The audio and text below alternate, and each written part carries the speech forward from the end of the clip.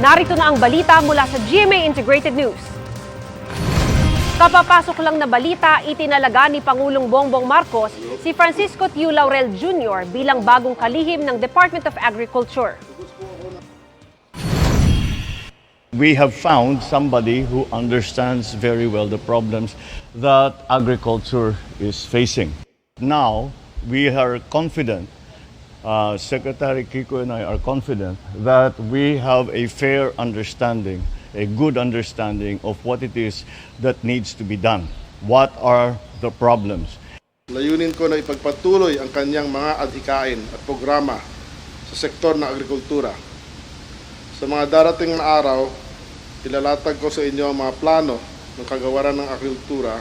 Pangunahing adhikain ko ang pagtiyak na sagana ang ating ani at siguraduhin ito ay nakakarating sa hapag ng bawat Pilipino. Narito naman ang iba pang balitang binabantayan ng GMA Integrated News.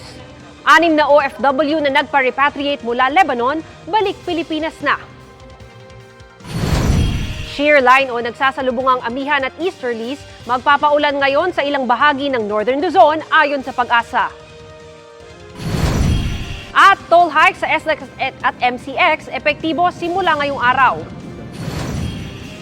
Para sa mas malaking misyon at mas malawak na paglilingkod sa bayan, ako po si Mav Gonzalez ng GMA Integrated News, ang News Authority ng Pilipinas.